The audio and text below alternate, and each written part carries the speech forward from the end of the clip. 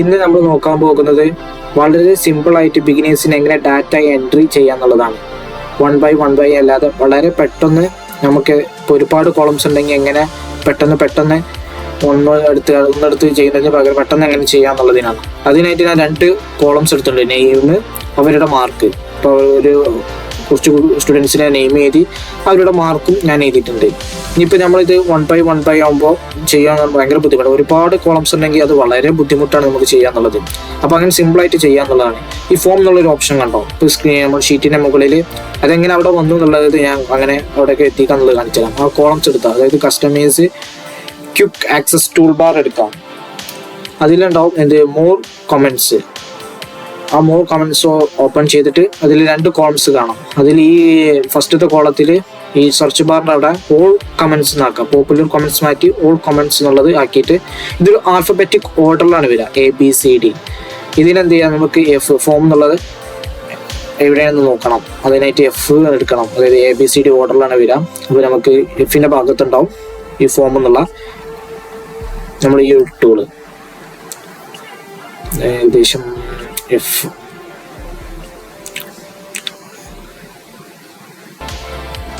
Form എന്നുള്ള tool നമുക്ക് കണ്ടെത്തി. ഓൾറെഡി ഞാൻ എൻ്റെ അപ്പുറത്തെ കോളത്തിൽ ഓൾറെഡി ഉള്ളത് ഞാൻ ഇതിലേക്ക് ആഡ് ചെയ്തതുകൊണ്ടാണ്. അതിന് ഞാൻ റിമൂവ് ചെയ്ത് കാണിച്ചു തരാം. റിമൂവ് ചെയ്തു, എന്നിട്ട് ആഡ് എന്ന് കൊടുത്തു. അപ്പോൾ നമ്മൾ ഷീറ്റിന് മുകളിൽ കാണാൻ സാധിക്കും. എന്നിട്ട് ഓക്കെ എന്ന് എന്ത് ചെയ്യുക, ക്ലിക്ക് ചെയ്യുക. താഴെയുള്ള ഓക്കെ ക്ലിക്ക് ചെയ്യുക. അപ്പോൾ എന്ത് ചെയ്യും, നമുക്ക് നമ്മുടെ ഷീറ്റിന് മുകളിൽ ഈ ഫോം എന്നുള്ള ആ ഫോർമുല കാണാം. എന്നിട്ട് ടാബിൾ എന്ത് ചെയ്യുക, സെലക്ട് ചെയ്യുക. എന്നിട്ട് ആ ഫോം ക്ലിക്ക് ചെയ്യുക. അപ്പം എന്ത് ചെയ്യാം, നമുക്കിവിടെ നമ്മുടെ കോളംസിൻ്റെ നെയിം കാണാം. ഇപ്പോൾ 2 കോളംസ് ഉള്ളൂ, നെയിമും മാർക്ക്. അപ്പോൾ അവിടെ എന്താ കാണും, ഞാൻ നെയിം കൊടുക്കുന്നു, അക്ഷയ് എന്ന് കൊടുക്കുന്നു.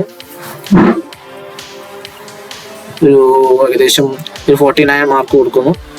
ന്യൂ എന്ന് കൊടുക്കുക. അപ്പം എന്ത് ചെയ്യാം, അവിടെ ഒരു ന്യൂ കോളം ആഡായി, അക്ഷയ് 49.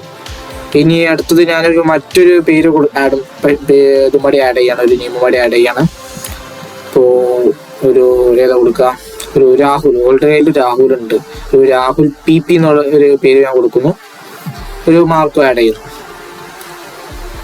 ഏകദേശം 52 എന്നുള്ളൊരു മാർക്ക് ആയിരുന്നു. ന്യൂ കൊടുക്കുന്നു. വേണ്ട, രാഹുൽ PP.